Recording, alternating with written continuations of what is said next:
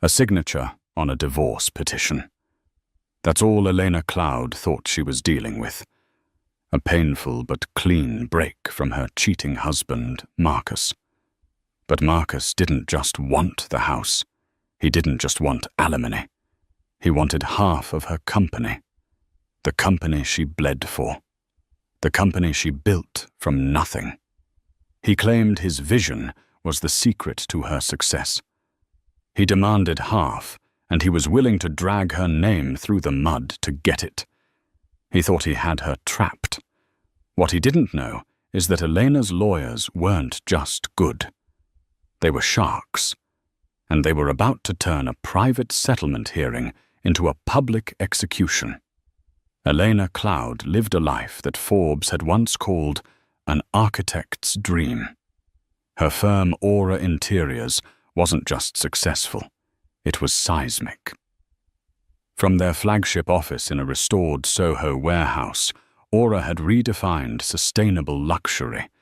They didn't just design rooms, they engineered biophilic experiences.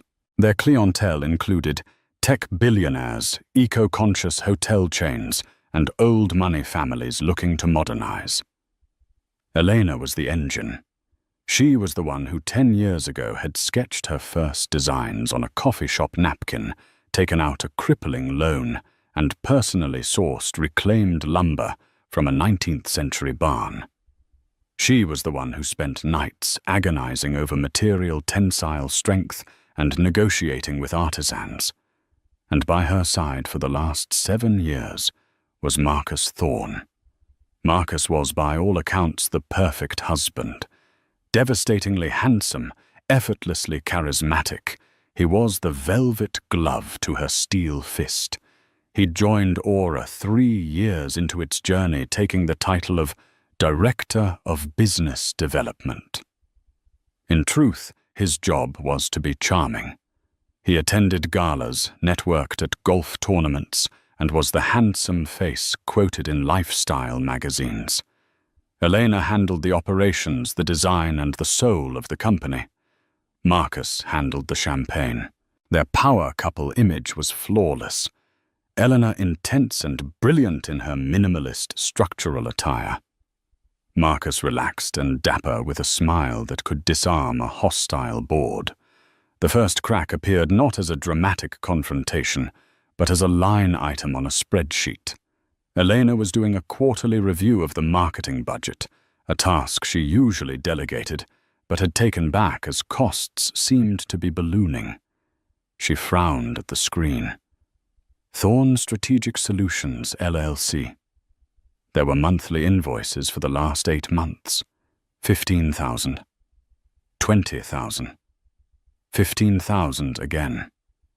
The description was always the same: strategic market analysis and outreach. She didn't remember approving this vendor.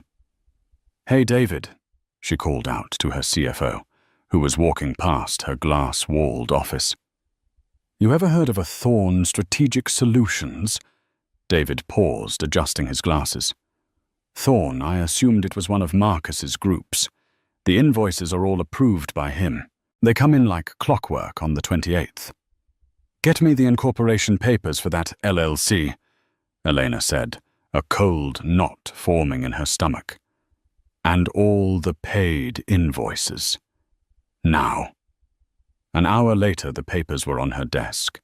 Thorne Strategic Solutions, LLC, was a Delaware corporation, registered 10 months prior. The sole signatory and owner, Marcus Thorne. Her husband was paying himself $20,000 a month from her company, on top of his generous salary for consulting he never mentioned. She felt the blood drain from her face. It was embezzlement.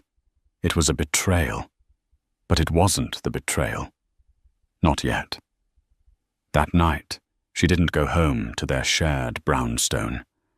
She went to the Ludlow Hotel, checking in under her assistant's name. She needed to think. This was a legal matter, not just a marital one. But her hands were shaking. She had to know. She opened her laptop and accessed the company's travel and expense platform. She pulled up Marcus's recent business trip to Chicago, a conference on future-facing brand synergies. The hotel folio was from the Peninsula. Standard. Flights. Standard. But then the receipts. Room service for 2 every morning. A spa receipt couples deep tissue massage. A dinner receipt from Alinea for $1,200 with a handwritten note on the bottom from the maitre d'. So lovely to host you and Miss Jensen again. Mr. Thorne, congratulations on the new venture. Miss Jensen. Elena's mind flashed. Chloe Jensen, a junior designer who had quit Aura abruptly 6 months ago, citing personal reasons. She had been pretty ambitious, and Elena now realized often lingering in Marcus's office after hours. It wasn't just embezzlement. He was using company money to fund an affair. When she finally confronted him the next day, in their pristine white marble kitchen, he didn't even have the decency to look ashamed. He was pouring an espresso, his back to her. She laid the hotel folio on the counter. "Alinea," she said, her voice dangerously quiet. "I hope the congratulations were worth $1,200 of my company's money." Marcus froze. He turned slowly, his face not one of guilt, but of annoyance. He saw the hotel bill, the spa receipt. He sighed, leaning against the counter, as if she had just interrupted his morning paper. "Eleanor, let's not be dramatic." "Dramatic?" Her voice cracked. "You are expensing your affair, Marcus. You're stealing from me, from my company." "Oh, please," he scoffed. "Don't act like you can't afford it. And besides Chloe, she understands the pressure I'm under, which is more than I can say for you lately." Eleanor felt the air leave her lungs. The casual cruelty of it, the utter lack of remorse, was a physical blow. He wasn't sorry he did it. He was annoyed he got caught. "Get out," she whispered. "What? Get out of my house. Get your things and get out." Marcus's eyes hardened. The charming mask fell away, revealing something cold and reptilian. "Fine," he snapped. "But you just made the biggest mistake of your life, Elena. You have no idea what you just did." "I'm calling my lawyer," she said, her hands trembling as she reached for her phone. "You do that?" he sneered, grabbing his leather jacket from a chair. "Call your lawyer, and I'll call mine. You think this is your house? You think that is your company? You are about to learn just how wrong you are." The next 48 hours were a blur of numb logistics. Elena changed the locks on the brownstone and her office. She froze Marcus's access to all company accounts and issued a terse internal memo stating he was on an indefinite leave of absence, effective immediately. She spent one long, tear-filled night on her sofa, cycling through rage, grief, and a profound, bone-deep humiliation. Then she called Rebecca Shaw. Rebecca was a senior partner at Lockwood Steel and Garrison, a law firm known for handling divorces that looked more like corporate dissolutions. She was sharp, impeccably dressed, and possessed zero patience for emotional fluff. "He stole from the company, Elena," Rebecca said, peering over her glasses in a glass-walled conference room overlooking Bryant Park. "That's wire fraud. It's embezzlement. We don't just have grounds for divorce. We have grounds for a criminal referral, in a divorce that gives us all the leverage." "I don't want to send him to jail," Elena said, her voice small. I want him gone. I'll be fair with the assets. The brownstone, the art, the savings. He can have half of everything we shared. But Aura is mine." "Of course it is," Rebecca said, making a note. "You are the sole founder. His employment is a separate matter from the marital assets. We'll send his lawyer a standard offer. He'll take it." He'd be a fool not to give in his criminal liability. But Marcus, it turned out, was a very special kind of fool. The letter that arrived at Rebecca's office was not a settlement acceptance. It was a declaration of war. Rebecca called Elena immediately. "You need to come in, and you should sit down." The letter was from a notoriously aggressive law firm, Harrison and Black. Elena read it, her blood running cold. Marcus wasn't just refuting the embezzlement. He was denying it, calling the Thorn Strategic Solutions a pre-approved executive compensation fund that Elena had verbally authorized. But that wasn't the bomb.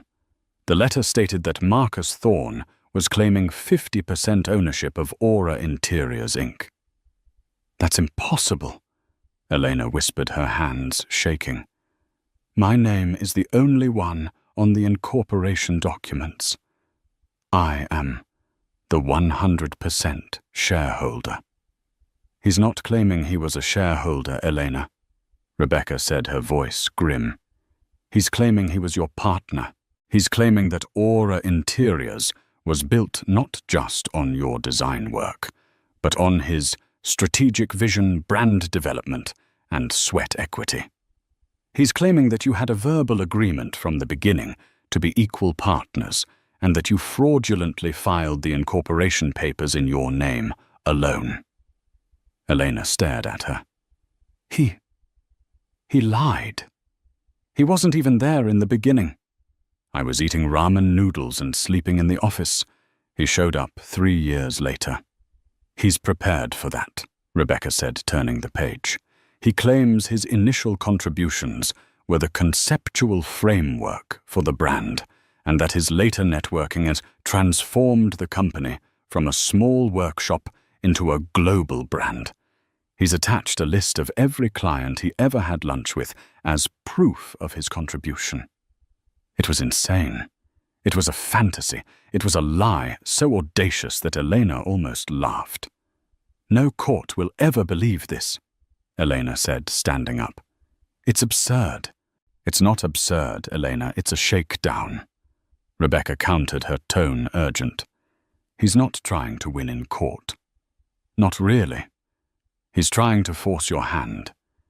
He knows that a public, ugly lawsuit claiming the founder of Aura Interiors defrauded her partner will be catastrophic for your brand. It'll spook investors. It'll rattle clients." Elena's phone buzzed. It was her head of PR. "Don't answer it," Rebecca ordered. Elena looked at the screen. The preview text was frantic. "Elena, a reporter from the New York Post, is asking for comment on a pending lawsuit from Marcus Thorn. What is going on?"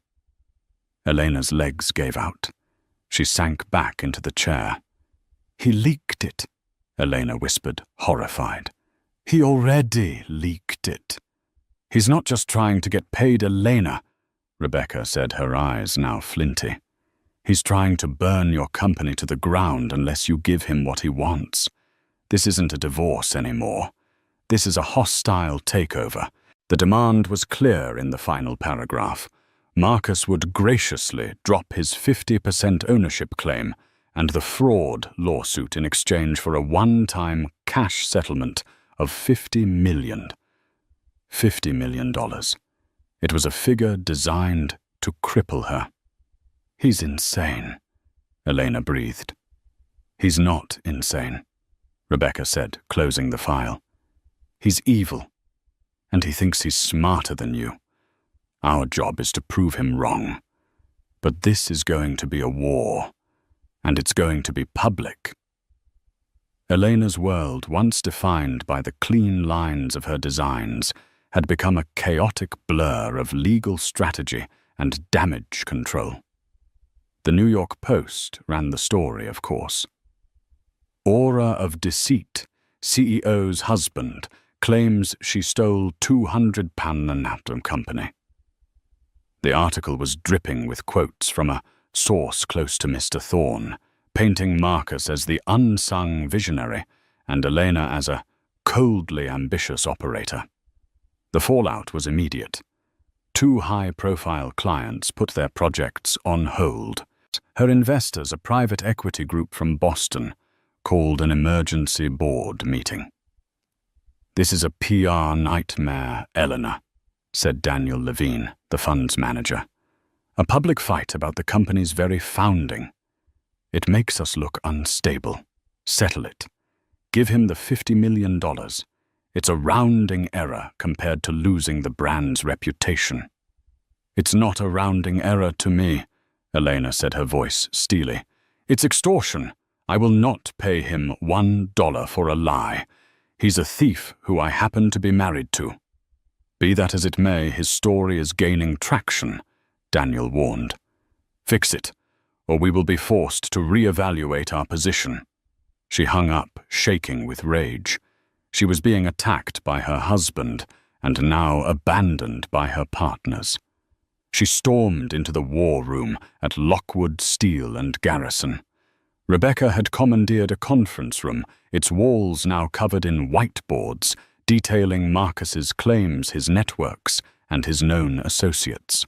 "He's winning," Elena said, throwing her bag on the floor. "He's poisoning my board." "He's loud," Rebecca corrected, not looking up from a file. "There's a difference.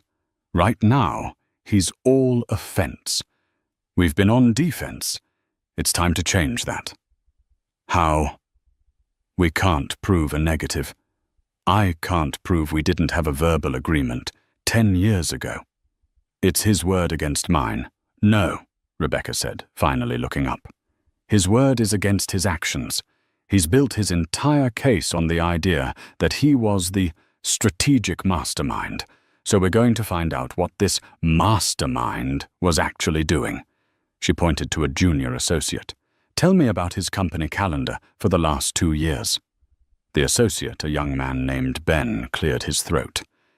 "It's thin, Ms. Shaw. Very thin. He's got networking lunch blocked out almost every day from 12 to 3. He has golf outings, galas. But in terms of actual internal strategy meetings, he cancelled 70% of them. When he did attend the minutes show, he tabled discussion on most key items." "He was lazy," Eleanor muttered. "He was performatively busy," Rebecca said. "But that's not enough. We need something hard, something that proves his motive wasn't sweat equity. It was malice. Elena, you mentioned he was expensing an affair." "Yes, Chloe Jensen, a former designer."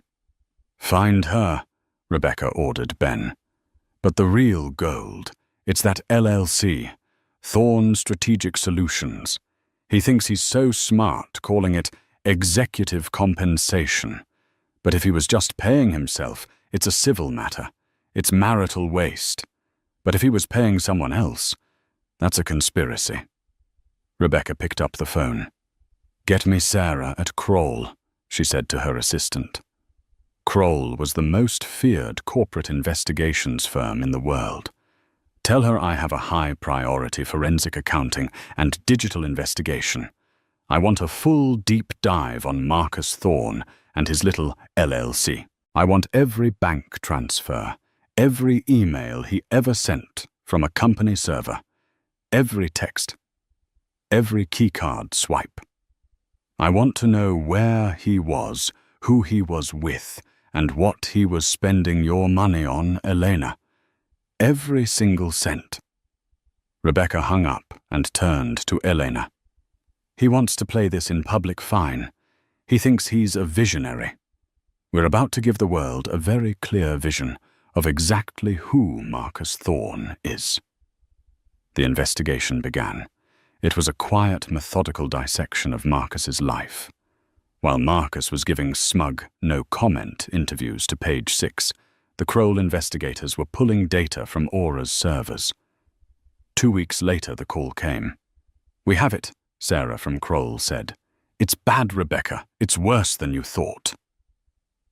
While Rebecca's team dug, Marcus escalated his public assault. He was a natural at playing the victim. He gave an exclusive, tearful interview to a high-profile morning show, the kind that specialized in human interest stories. I loved her," he said, his voice catching. He was wearing a simple dark sweater, looking earnest and heartbroken. "And I loved that company. I put my soul into it. I brought in the first major clients. I crafted the brand story. Aura was my idea. And when our marriage got rocky, she just locked me out. She erased me." The host, a woman with a famously sympathetic demeanor, looked horrified. "So you're saying she's trying to cut you out of the company you built together?" "I just want what's fair," Marcus said, wiping a non-existent tear. "I'm not a monster. I just want her to honor the promise she made to me all those years ago, that we were partners in everything." The narrative was devastatingly effective. Elena, the brilliant but cold CEO, was now being painted as a corporate monster who would even defraud her own husband. At justice. For Marcus began trending, albeit briefly, on Twitter. Aura's Instagram comment sections were a war zone. Elena was a prisoner in her own home. Paparazzi waited outside her brownstone. Her employees were nervous, their faith in her shaken. "He's brilliant at this," Eleanor spat, watching the interview on her laptop from Rebecca's office. "He's lying. He's lying so beautifully." "He is," Rebecca agreed, unimpressed. "He's committing to the role. He thinks this public pressure will force you to settle before we ever get to discovery. He's counting on you being a businesswoman who will cut her losses. He's not prepared for you to be a fighter." "What he's doing, is it legal?" Elena asked. "Defamation. It's a divorce proceeding, Elena. The gloves are off. He can say he felt like a partner. He can say he believes he was defrauded.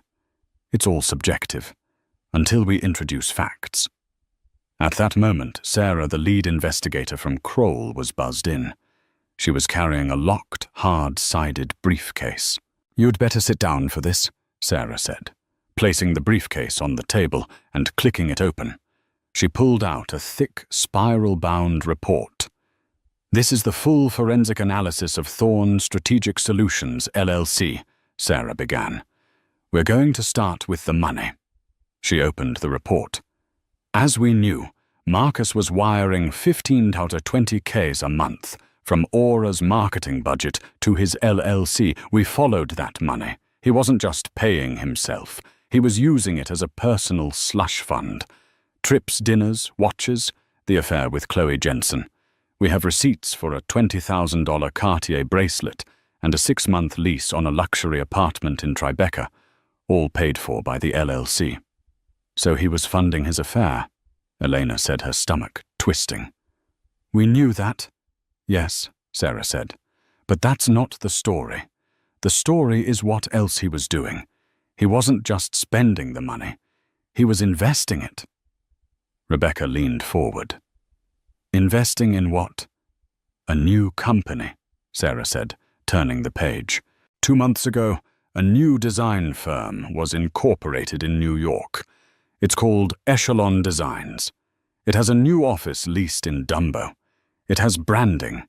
It has a website currently in development." Eleanor felt a cold dread creep up her spine. "Echelon Designs. Guess who the sole owner is?" Sarah said, pointing to a line. "A holding company. And who's the owner of that holding company? Chloe Jensen, the mistress." Elena was confused. "So, he was setting her up in business?" "No," Rebecca said, her eyes wide as she read ahead. "He was setting himself up. He was using her as a front." Sarah nodded. "Exactly. Marcus was funding this new company, Echelon, with the money he was embezzling from your company. But it gets worse. He wasn't just building an office. He was stealing your business." She turned to the next section. "Digital forensics. We imaged his hard drive and company phone. On the night you kicked him out after he left the house, he went to his office. He used his key fob at 2:13 a.m. He was there for 1 hour. He logged into the central Aura server and downloaded 3 things. She projected a list onto the conference room wall. 1. Aura Interiors. Full client list. 2015-2025. Includes private contacts, billing history, and contract details. 2. Aura Interiors proprietary vendor and artisan list. Elena's most guarded secret, her network of exclusive craftspeople. 3. Project Nomad pitches and financials. A $100 million hotel project in Dubai that Aura was the front-runner for. Elena stood up, physically ill. He stole Project Nomad. He didn't just steal it, Elena, Sarah said, clicking to the next slide. He used it. We recovered deleted emails from his trash folder. He had already contacted the Dubai developers. As Echelon Designs, he was using your proprietary designs, your pricing models, and undercutting your bid. He was planning to launch his new company by stealing your biggest client. The room was silent. The cheating was a betrayal. The 50% demand was extortion. This was corporate espionage. This was a plan not just to leave her, but to replace her, to destroy Aura and build his own empire from her ashes. His lawsuit, Elena whispered, the pieces clicking together with horrifying clarity. The $50 million demand. It was all a distraction. Exactly, Rebecca said, her voice a low, furious hum. He never wanted $50 million. He wanted to tie you up in court, ruin your reputation and bleed you dry, all while he was stealing your clients and building his new company in plain sight. He thinks he's a visionary. Rebecca stood up and began to pace. He's not a visionary. He's a criminal. And he just gave us the gun, the bullet, and the fingerprint. The Kroll report was more than a legal document. It was a biography of a con man. Eleanor and Rebecca spent the next 3 days poring over every line item, every email, every digital breadcrumb. The picture it painted was of a man who had been meticulously planning his exit and Elena's ruin for at least a year. It wasn't just the embezzlement or the theft of the client lists. The digital forensics team had recovered cached files from Marcus's laptop that were even more damning. He had drafts of his lawsuit, claiming 50% of the company written 6 months before she discovered the affair. He had been waiting for the right moment to deploy it. He had a spreadsheet modeling the PR fallout, estimating how much Aura's valuation would drop once he filed his suit. He had calculated the precise moment her company would be most vulnerable, right before the Q4 earnings call. He was going to short your stock. Rebecca breathed, pointing to a browser history link to a site about put options. He wasn't just going to sue you. He was going to profit from your company's collapse. Eleanor felt a strange, cold calm settle over her.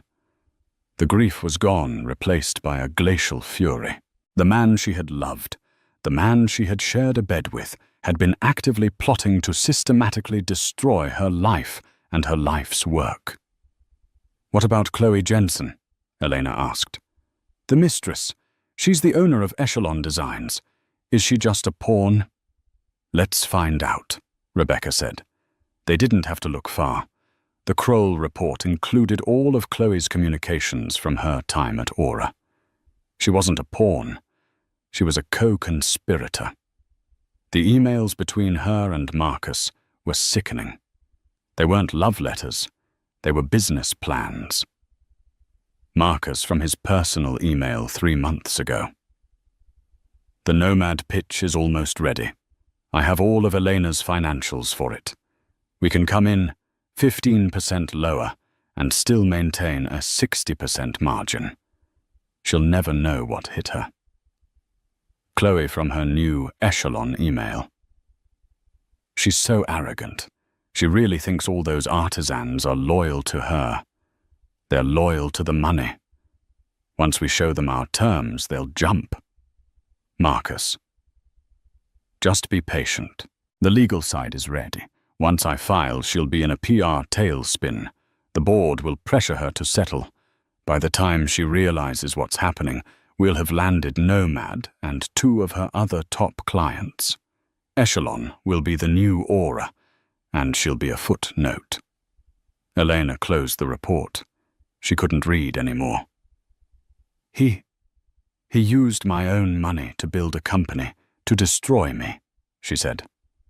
Yes, Rebecca said. And now we're going to use his own arrogance to destroy him. His entire plan hinges on one thing, that you'll be scared of a public fight. I was, Elena admitted. But that was when I thought it was a divorce. This is a war for my company's survival. Good. Rebecca smiled, a thin, dangerous smile. Because his lawyer, Mr. Harrison, has been insufferable. He's demanding a mandatory settlement arbitration. He thinks he can get us in a room, scream about verbal agreements and public humiliation, and walk out with a $50 million check. What does that mean, arbitration? It's a formal hearing, but outside of court. It's meant to be faster, less public, Rebecca explained. But Harrison, in his infinite wisdom, is demanding a transparent process. He's insisting on a media pool. He wants reporters in the room. Elena paled. He wants to do this in front of the press. He's an idiot, Rebecca said almost gleefully. He thinks he's directing a movie where he's the hero. He wants to publicly shame you into submission. He wants the Wall Street Journal to report on his powerful testimony about being the man behind the brand. Rebecca leaned across the table. And we are going to give him exactly what he wants. We are going to accept the arbitration.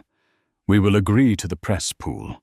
We will let him invite every reporter he can find. Rebecca, are you insane? Elena said. We'll be slaughtered. No, Rebecca said, tapping the Kroll report. He's bringing a knife to a gunfight. We're bringing a nuclear bomb. He thinks the subject of the hearing is marital assets and partnership claims. He has no idea that the real subject is grand larceny, wire fraud, and corporate espionage. We don't just refute his claim, Elena. We end him. Publicly. We let him build his entire gallows, and then we calmly hand him the rope. The week leading up to the arbitration was the longest of Eleanor's life. On Rebecca's strict orders, they said nothing. They issued a simple no comment to all press inquiries. Marcus, meanwhile, was on a victory tour. He was seen having celebratory dinners at Carbone, looking every bit the triumphant wronged man. His lawyer, Harrison, was just as loud, telling legal journals that he was supremely confident that his client's foundational contributions to Aura Interiors would be recognized. The narrative was set. Eleanor the Ice Queen was being forced to the table to face the man she had betrayed. Rebecca's team, meanwhile, was working with surgical precision. They didn't file a countersuit. They didn't leak the Kroll report. They held everything back. Instead, Rebecca filed a single motion with the arbitrator. We request full audio-visual capabilities in the conference room, including a high-definition projector and screen for the purposes of a multimedia presentation of our evidence. Harrison Marcus's lawyer readily agreed. Bring your little slideshows, he'd scoffed on a call. It won't change the facts. Oh, it will, Rebecca had whispered to Elena after hanging up. The night before, Elena couldn't sleep. What if he denies it? She asked Rebecca in a late-night call. What if he says we fabricated the emails? What if he just lies? Elena. Rebecca said, her voice firm. He's a narcissist.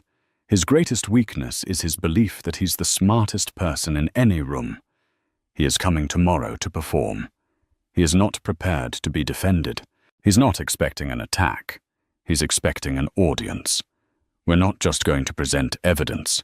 We're going to present a timeline, a story, his story. And by the time he realizes what's happening, it will be too late. Get some sleep.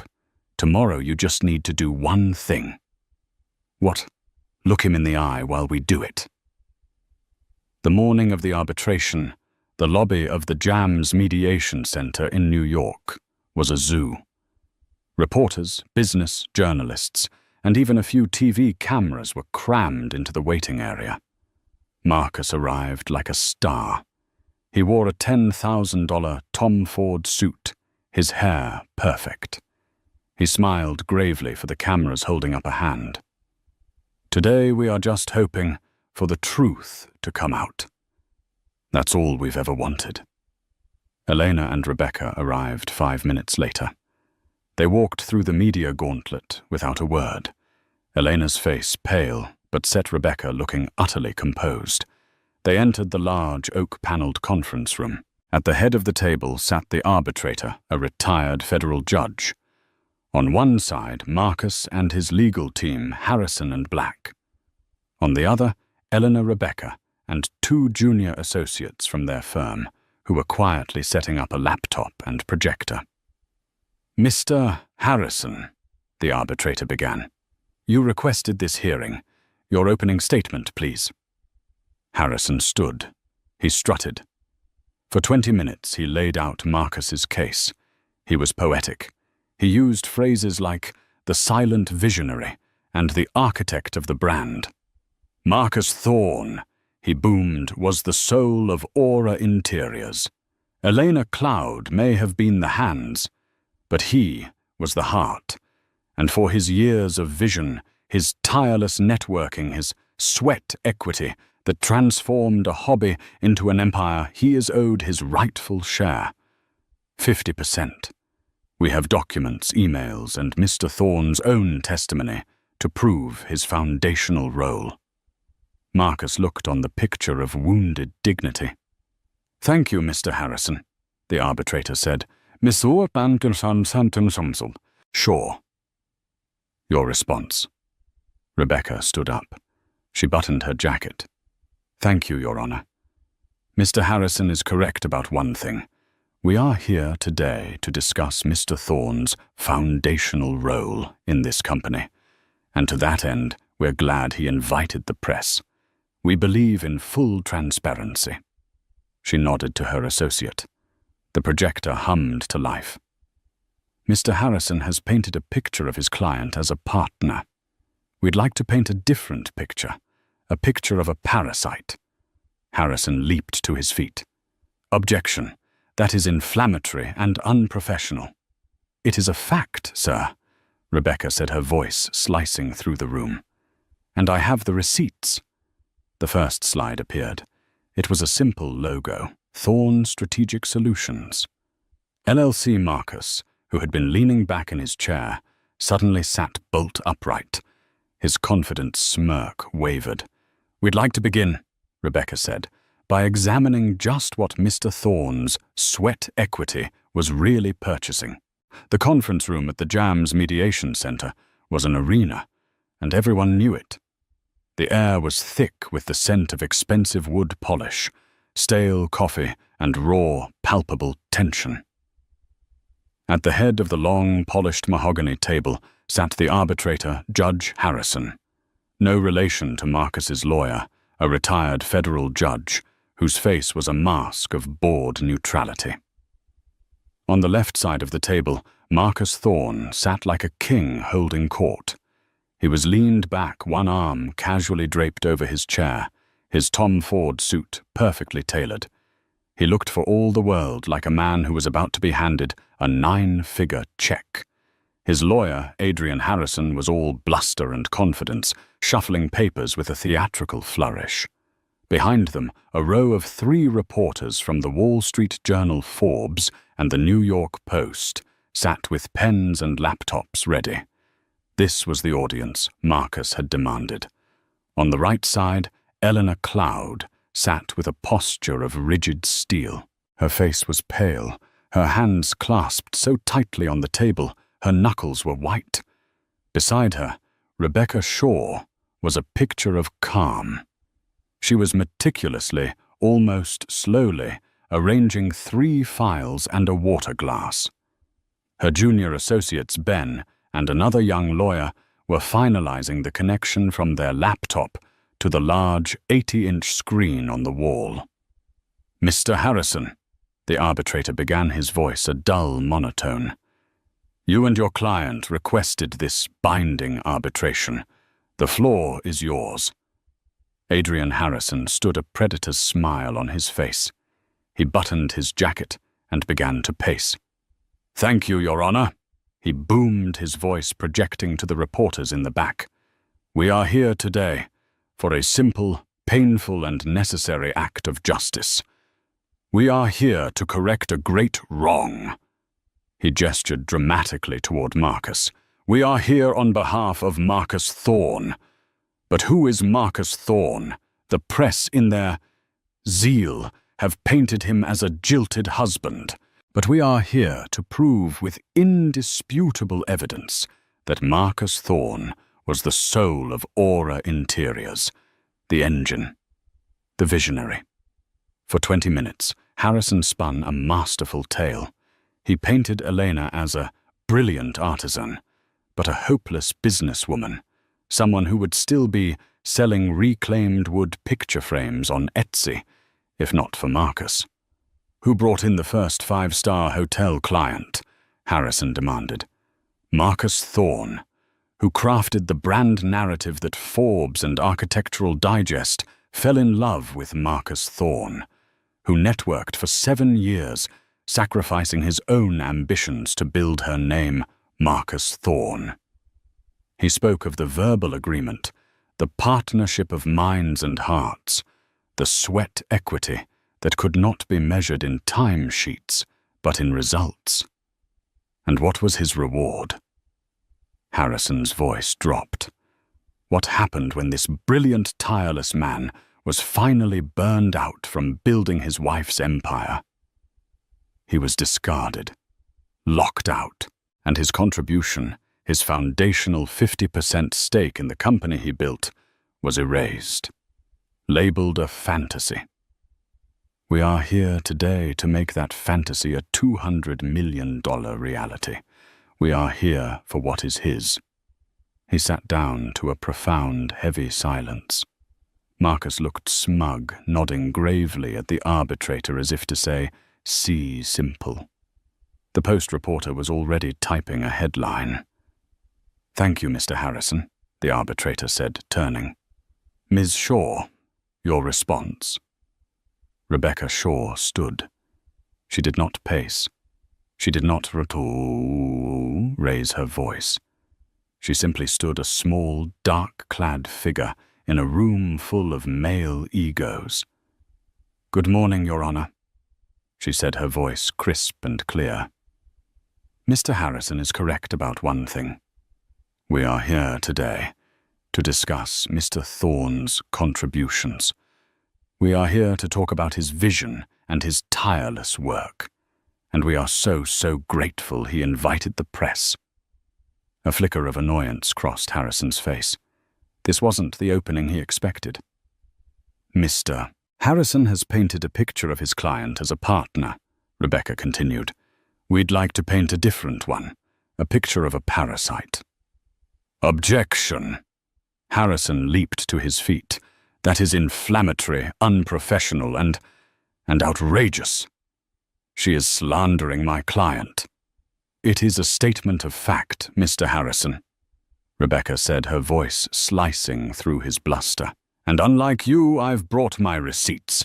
Ben, the first slide, please." The 80-inch screen, which had been dark, hummed to life. It displayed a single, simple, sterile logo. Thorne Strategic Solutions, LLC. Marcus, who had been leaning back, suddenly sat upright. His confident smirk wavered, replaced by a shadow of confusion. He glanced at Harrison, who looked equally baffled. This wasn't part of their presentation. "This," Rebecca said, picking up a laser pointer, "is Thorne Strategic Solutions, an LLC incorporated by Mr. Thorne 10 months ago. He has claimed in prior documents that this was a pre-approved executive compensation fund, a vehicle for his salary and bonuses." "And so it is," Harrison said, still on his feet. "This is a simple corporate structure. It's perfectly legal." "It is a corporate structure," Rebecca agreed, her voice dangerously pleasant. "But its purpose was anything but legal.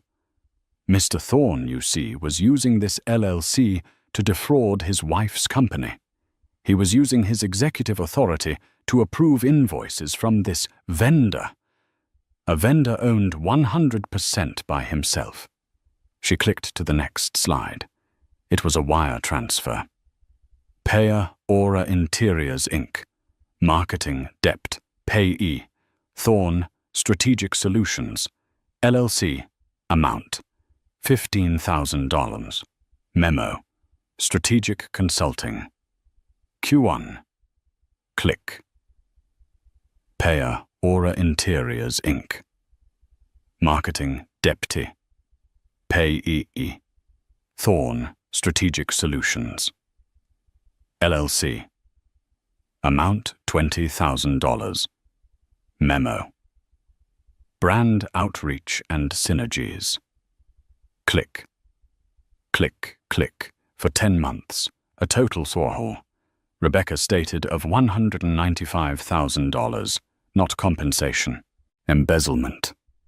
Marcus's face had gone from tan to a sickly pale grey. He was no longer looking at the arbitrator. He was staring at the screen. "A simple marital asset dispute." Harrison tried again, but his voice was strained. He was paying himself from the marital pot. "It's waste, not fraud. It has no bearing on his 50% claim." "Oh, it has every bearing, Mr. Harrison," Rebecca said, "because it speaks to intent. You see, Mr. Thorne wasn't just paying himself. He was funding a new life and a new business. Let's see where this compensation went. Shall we? Click. A new slide. It was a montage of receipts. This is a bank statement from Thorne Strategic Solutions. A payment of $20,000 to Cartier. We have the receipt. It was for one love bracelet. The Post reporter was typing so fast, her keys were clattering. "And this," Rebecca pointed to a new line item, "is a $35,000 wire transfer to a luxury property group." It was the 6-month prepaid deposit on a 2-bedroom apartment in Tribeca. An apartment, I might add, that Ms. Cloud has never set foot in. Marcus's mask of charm was gone. He was breathing heavily, his collar suddenly looking too tight.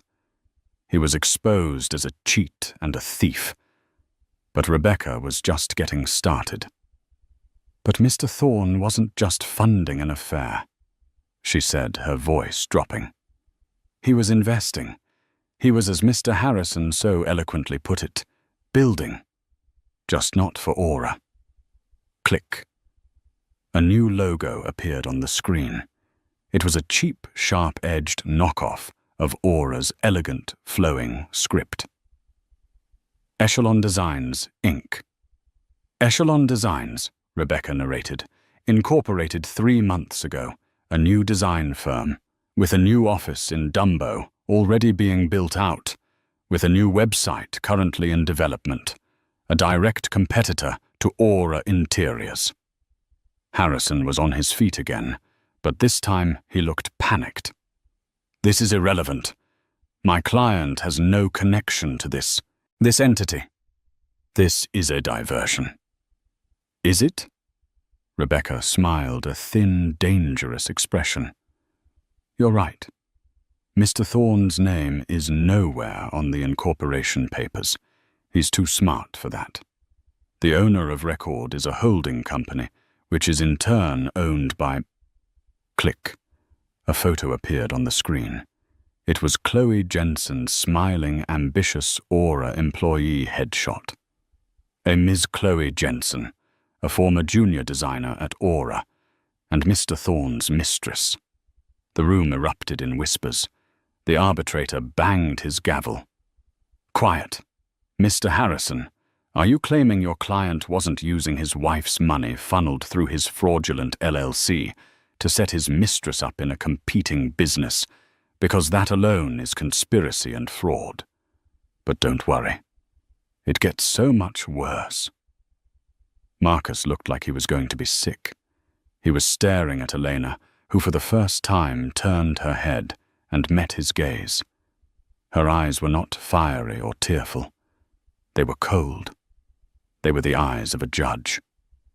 "Mr. Thorne's entire case," Rebecca continued, her voice now a low, furious hum, "rests on the idea that he built Aura, but the digital forensic evidence recovered from his own hard drive shows he was actively planning to destroy it." Click. A new slide. Black screen, white text. It looked like an epitaph. "Server log.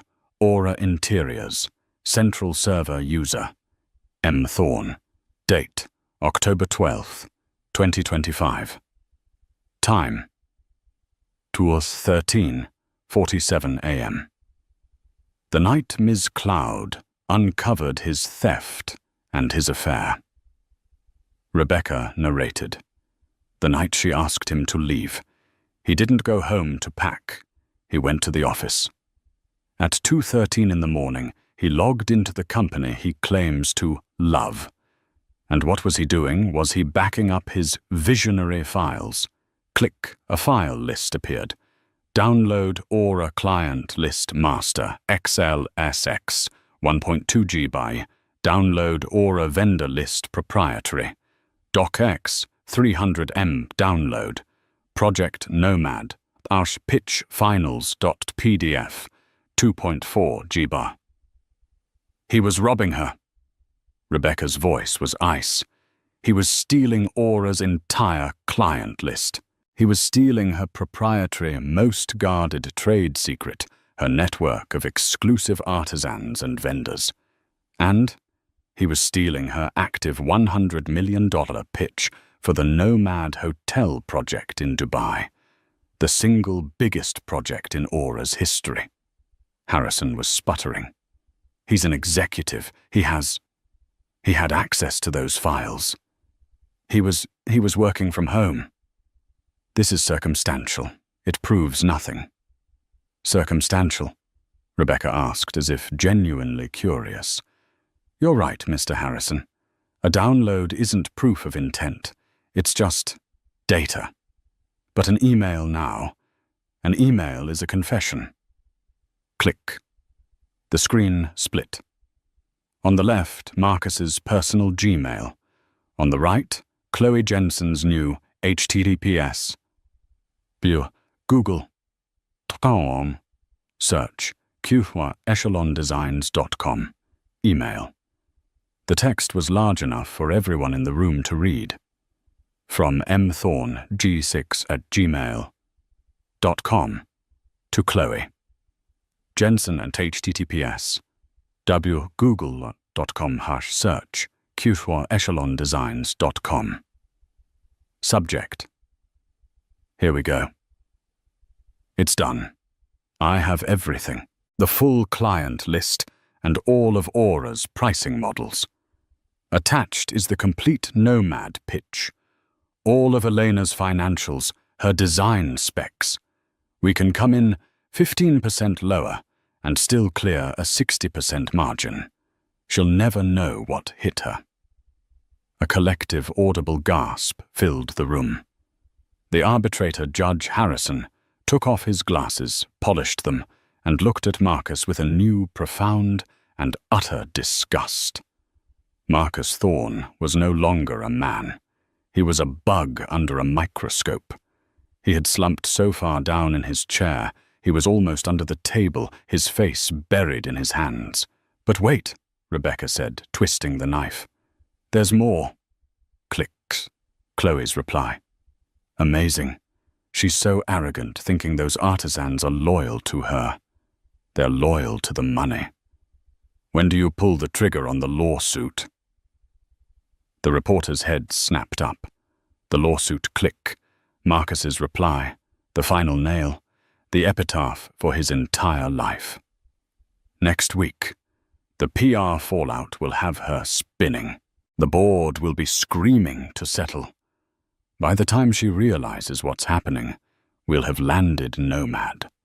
Echelon will be the new aura, and she'll be a footnote, a dinosaur.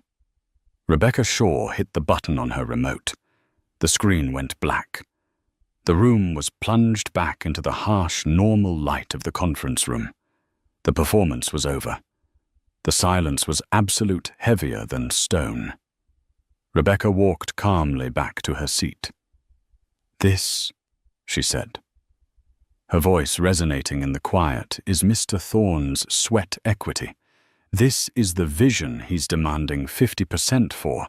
He's not a partner. He's a parasite. He's not a visionary. He's a thief. She turned from the screen to face Marcus's lawyer directly. His entire lawsuit, his $50 million demand, his disgusting, calculated smear campaign against his wife. It was all a distraction, a smoke screen, a piece of theater designed to tie Ms. Cloud up in public litigation, destroy her reputation, and tank her company's value, all while he and his mistress stole her clients, her trade secrets, and her biggest projects from under her nose. Adrian Harrison had collapsed into his chair. He was ashen. He was looking at his client with a mixture of horror and fury. He had been lied to. He had been made a fool of publicly. "And that," Rebecca said, picking up her final file, "is why we're not just refuting your client's claim, Mr. Harrison. We are here to inform you that a full copy of this report and all its findings was delivered to the office of the U.S. Attorney for the Southern District of New York at 8:00 a.m. this morning, with a criminal referral for wire fraud, conspiracy, and corporate espionage." Criminal referral. The words hung in the air, a death sentence. The Forbes reporter audibly whispered, "Oh my God." Marcus finally looked up, his eyes wide and terrified, finding Elena's. Eleanor leaned forward, for the first time, her voice not loud, not emotional, but cold, clear and utterly final. "You didn't want half my company, Marcus," she said the words, cutting across the table. "You wanted all of it. You just wanted it under a new name." Rebecca Shaw stood and addressed the arbitrator. "Your Honor, we summarily reject Mr. Thorne's claim of 50%. We reject any claim. We are filing for an immediate default divorce judgment with cause. Furthermore, Aura Interiors is filing a civil suit against Mr. Thorne and Ms. Jensen jointly and severally for $75 million in damages, plus full restitution for the embezzled funds." She placed her file on the table and looked at Marcus Thorne. A man completely broken, his life in ruins. He demanded half. He will be fortunate to leave this marriage with his freedom. Rebecca nodded to her team. She closed her briefcase with a quiet, definitive snap. "We are done here." The scene outside the arbitration center was chaos. Marcus Thorne, the man who had arrived as a sympathetic victim, was now a cornered animal. Reporters swarmed him, shouting questions. "Mr. Thorne, did you commit wire fraud? Were you building a new company with stolen money? Is the U.S. Attorney's Office investigating you?" He said nothing. His face ashen. He shoved his way through the crowd. Harrison pulling him toward a waiting car. He was no longer the charismatic visionary. He was a common criminal exposed in the most public way imaginable. The headlines the next day were brutal. Forbes ran Aura of a Con CEO husband's 50% demand, revealed as corporate espionage plot. The Post changed its tune, the husband who stole Christmas and a client list. The story was no longer a he said, she said. It was a he did, and she had proof. The fallout was swift and total. The legal case. The arbitrator threw out Marcus's claim immediately. The divorce was granted on grounds of fraud and adultery. Marcus received nothing. No house, no art, no savings. In fact, what assets he had were frozen, pending the outcome of Aura's $75 million civil suit. The criminal case, Marcus and Chloe Jensen were both indicted by the U.S. attorney. Faced with the mountain of evidence from the Kroll report, they both pleaded guilty. Chloe for conspiracy received probation. Marcus for wire fraud, embezzlement, and conspiracy was sentenced to 36 months in federal prison. The business Elena's board of investors, who had been so quick to doubt her, were now falling over themselves to apologize. Daniel Levine, the fund manager, sent a congratulatory and deeply apologetic case of expensive wine. Elena sent it back. She held an all-hands meeting at Aura. She didn't gloss over the details. She laid out the betrayal, the theft, and the fight. "We were wounded," she told her team, her voice echoing in the large studio. "But we were not broken. The part of this company that was rotten has been cut out, and we are stronger for it." Her team gave her a standing ovation. Project Nomad, impressed by her decisive action and horrified by Marcus's attempt to defraud them, signed an exclusive 10-year contract with Aura Interiors. The company's valuation, which had dipped, soared to new heights. Elena Cloud stood in her office looking out over Soho. It had been the worst 6 months of her life. She had been betrayed, humiliated, and nearly destroyed. But in the end, the very trap Marcus had set for her, the public stage, the media, the pressure had been the tools of his own undoing. He had demanded, half convinced of his own genius.